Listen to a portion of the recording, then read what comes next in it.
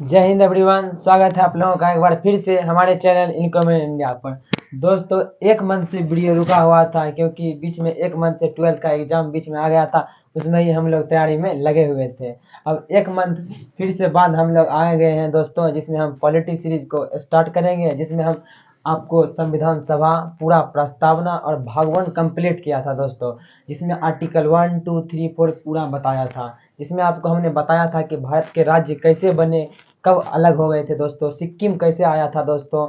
और आज हम लोग बताएंगे कि दोस्तों इसी भाग 1 को एक बार फिर से आर्टिकल 1 से लेकर 4 तक पूरा पढ़ लेंगे दोस्तों। इसके बाद हम जानेंगे कि भारत में जो आज देख रहे हैं आप लोग 29 राज्य, वो कैसे बने, उसका डेट कब हुआ दोस्तों।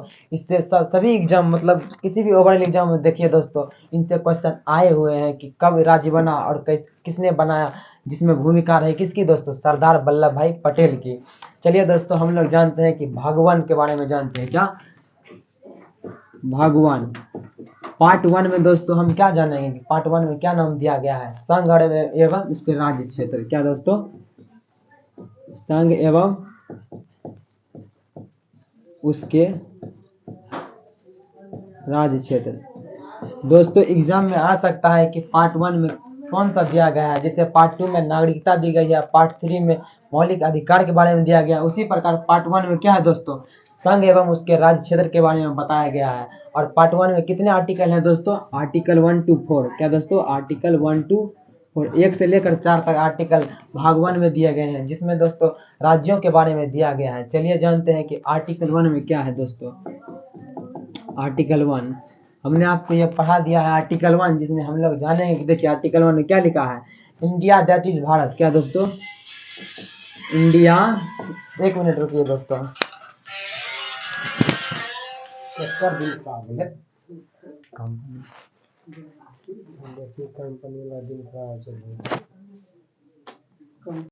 आर्टिकल 1 हमने आपको पूरा बता दिया था कि आर्टिकल 1 में क्या क्या लिखा हुआ है दोस्तों। आर्टिकल 1 to 4 तक पूरा आपको लिखा दिया था, जिसमें हमने आर्टिकल 1 में क्या बताया था दोस्तों, इंडिया डेट इज भारत, मतलब इंडिया जो कि भारत है। क्या दोस्तों, इंडिया जो कि भारत है। क्या है दोस्तों, राज्यों का संघ है। क्या दोस्तों, राज्यों का संघ। देखिए यहाँ पर दोस्तों वर्ड क्या यूज हुआ है, यूनियन ऑफ स्टेट्स। क्या दोस्तों, यूनियन ऑफ स्टेट्स। उसी प्रकार अमेरिका को आप एग्जांपल में लीजिए दोस्तों, अमेरिका क्या है दोस्तों, इसे फेडरेशन बोला जाता है। क्या दोस्तों, फेडरेशन बोला जाता है। इसका हिंदी भी संघ ही होता है, लेकिन हमारा संघ और इसका संघ पूरा अलग है। हमारे संघ में संघ का मतलब क्या है दोस्तों, बाबा साहेब भीमराव अंबेडकर ने इसका 2 मतलब बताया था कि संघ का मतलब क्या होता है। इसमें बताया गया था कि भारत में जो राज्य आप लोग अभी देख रहे हैं दोस्तों, क्या है, राज्यों के बीच समझौते का परिणाम नहीं है। क्या दोस्तों, समझौते का परिणाम नहीं है, परिणाम नहीं है। दूसरा मतलब क्या बताया था कि राज्यों को क्या है, भारत से अलग होने की सहमति नहीं है, अलग होने की सहमति नहीं है दोस्तों। मतलब क्या, भारत में जो राज्य सोचेंगे, जैसे बिहार, एमपी, यूपी आप देख रहे हैं, अगर वो चाहे तो भारत से अलग हो, वैसा नहीं है दोस्तों, क्योंकि 1947 में बाबा साहेब भीमराव अम्बेडकर ने ही यहाँ पर संविधान में लिख दिया था कि संघ का मतलब क्या होता है। इसीलिए हमने दोस्तों फेडरेशन शब्द का यूज नहीं किया, जबकि यूनियन शब्द का यूज किया। फेडरेशन अगर होता दोस्तों, तो जब मन होता यूपी अलग हो जाता है भारत से, बिहार अलग हो जाता, थोड़ी सी भी बात होती अलग हो जाता, लेकिन हमने किसका यूज किया, यूनियन का यूज किया। और यूनियन का 2 मतलब क्या बताया था भीमराव अम्बेडकर ने, राज्यों के बीच जो हम जो एक यूनियन बनाए हैं, वो क्या है दोस्तों, समझौते का परिणाम नहीं है। और हमारे यहाँ क्या है, भारत से अलग अलग राज्य बने हैं, ना कि राज्य से भारत। मतलब दोस्तों अमेरिका में आप जो 50 कंट्री देखते हैं दोस्तों, पूरा है ना, अमेरिका महाद्वीप में 50 कंट्री मिलकर अमेरिका पूरा बना हुआ है क्या दोस्तों, ये सब राज्य क्या किए हैं, समझौता कर लिए हैं कि हम आपसे मिलते हैं, आपसे मिलते हैं। उसी प्रकार उससे क्या बना है, पूरा कॉन्टिनेंट बना हुआ है। लेकिन इंडिया में क्या है दोस्तों, इंडिया से सब स्टेट्स बने हुए हैं और इसको अलग होने की आज़ादी नहीं है, मतलब कुछ भी आप नहीं कर सकते हैं। क्या इसमें, और यहाँ पर देखिए ये भी बात कहा गया कि संघ क्या है। और देखिए यहाँ पर जब राज्य नहीं मिल सकते हैं दोस्तों, अलग संघ से नहीं हो सकते हैं, तो करेगा क्या दोस्तों, संघ, संघ मजबूत हो गया हमारे यहाँ। क्या दोस्तों, मजबूत संघ हुआ। और राज्य क्या है दोस्तों, मजबूत नहीं है, मतलब ये कमजोर है। इसका मतलब राज्य का विघटन हो सकता है, मतलब विनाश हो सकता है, लेकिन संघ का नहीं हो सकता है। इसलिए बाबा साहेब भीमराव अम्बेडकर ने एक और ये वर्ड बोला भारत के लिए, ये क्या है दोस्तों, अविनाशी संघ का, अविनाशी संघ का विनाशी राज्य है दोस्तों। क्या दोस्तों? विनाशी राज्य। विनाशी राज्य का मतलब क्या? राज्य विनाश हो सकते हैं लेकिन संघ क्या है? अविनाशी, मतलब इसका विनाश नहीं हो सकता है। इसका मतलब देखिए, यूनियन का मतलब कितना बड़ा है दोस्तों। इसे नैरो कॉन्सेप्ट में नहीं लिया जा सकता है, बल्कि ये एक ब्रॉड शब्द है दोस्तों। उसी प्रकार फेडरेशन, इसका भी हमने आपको बताया था। और एक होता है कन्फेडरेशन, महासंघ, जो बड़े बड़े देश मिलकर बनाते हैं उसे कन्फेडरेशन बोलते हैं। और फेडरेशन उसे बोलते हैं जो 50 कंट्री अमेरिका जैसे मिला है। और यूनियन कहाँ पर है? एक भारत ही है दोस्तों जो यूनियन बना हुआ है। समझौते का परिणाम नहीं है और अलग होने की उसे आज़ादी भी नहीं है। आर्टिकल 1 में और देखिए यहाँ पर क्या शब्द दिया हुआ है दोस्तों। यहाँ पर संघ और राज्य क्षेत्र। राज्य क्षेत्र का मतलब देखिए, इसका मतलब अलग अलग देखिए, राज्य क्षेत्र और एक वर्सेस क्या है दोस्तों? संघ। इन दोनों में देखिए, बहुत दिन पहले दोस्तों हाई कोर्ट में भी बात गई थी, ये बड़ा है कि ये बड़ा है। देखिए, संघ का मतलब क्या हुआ? सिर्फ दोस्तों, संघ में हम एक ही शब्द को यूज करते हैं, उसमें सिर्फ है राज्य। क्या दोस्तों? राज्य। लेकिन राज्य क्षेत्र का मतलब क्या हुआ? राज्य भी है दोस्तों, इसमें स्टेट भी है, यूनियन टेरिटरी भी है, और एक्वायर्ड एरिया, जिसमें जो दोस्तों हम अभी मान लीजिए कि पाकिस्तान में हमारा पीओ क्या है, अगर ले लेंगे वो भी क्या है? इसी में है दोस्तों, एक्वायर्ड एरिया। एक्वायर्ड एरिया जिसे आधिपत्य क्षेत्र बोलते हैं। देखिए दोस्तों, सिर्फ इसमें राज्य है, इसमें राज्य भी है। यूटी मतलब यूनियन टेरिटरीज। अभी अभी के जमाने में दोस्तों आप बोल रहे हैं लद्दाख, जम्मू कश्मीर, अंडमान निकोबार द्वीप समूह, लक्षद्वीप, वो सब क्या है? Union territory. और एक्वायर्ड एरिया जो हम एक्वायर करेंगे दोस्तों, मतलब आधिपत्य करेंगे, भविष्य में जाकर हम पीओके ले लेंगे, उस वो भी किसमें आता है? राज्य क्षेत्र में। देखिए, इसमें राज्य, इसमें तीन तीन चीज आता है। तो आप देखिए, देख कर ही पता चल रहा होगा कि इसमें बड़ा शब्द कौन है दोस्तों? राज्य क्षेत्र क्या है? एक ब्रॉड कॉन्सेप्ट है। क्या दोस्तों? ब्रॉड। जबकि ये क्या है दोस्तों? यूनियन क्या है? नैरो कॉन्सेप्ट है। क्या दोस्तों? नैरो कॉन्सेप्ट है। अब देखिए, आर्टिकल 1 का पूरा डायमेंशन क्लियर हो चुका है। और आर्टिकल 2 देखिए दोस्तों, आर्टिकल 2 में हमने आपको क्या बताया था? भारत के राज्य क्षेत्र में बाहर से कोई राज्य आकर मिलेगा। क्या दोस्तों? बाहर से, ना कि अंदर से। अगर बाहर से मिला तो वो किसके तहत आएगा दोस्तों? आर्टिकल 2 के तहत। और आर्टिकल 3 में क्या होगा? आर्टिकल 3 में भारत के राज्य क्षेत्र के अंदर राज्यों का पुनर्गठन हो जाएगा। क्या दोस्तों? रीऑर्गेनाइजेशन जिसे बोलते हैं। इसका इसमें देखिए दोस्तों, तीन चार बात शामिल है। दो राज्यों को मिलाकर एक राज्य कर देंगे, या तो राज्य के क्षेत्रफल को घटा देंगे, बढ़ा देंगे, जो सीमा को अलग कर देंगे, सीमा को बढ़ा देंगे। वो किसमें दिया गया है दोस्तों? आर्टिकल 3 में दिया गया है। जबकि आर्टिकल 2 में बाहर से कोई राज्य आएगा। उसी प्रकार देखिए, जिस प्रकार 1974 में सिक्किम क्या था? भारत का पार्ट नहीं था, लेकिन सिक्किम को क्या किया गया? भारत का पार्ट बनाया गया। वो बाहर से आया था, इसलिए आर्टिकल 2 में आया था। और आर्टिकल 3 में क्या कहता है दोस्तों? उत्तराखंड को जैसे हमने बनाया था उत्तर प्रदेश से, और जैसे बिहार से हम कैसे झारखंड को बनाए थे 2000 ईस्वी में, छत्तीसगढ़ को कैसे बनाए थे दोस्तों, उसी प्रकार देखिए आर्टिकल 4 में जो कहा गया है, देखिए आर्टिकल 2, 1, 3 सब कुछ हो गया कि आर्टिकल 4 में दिया गया है।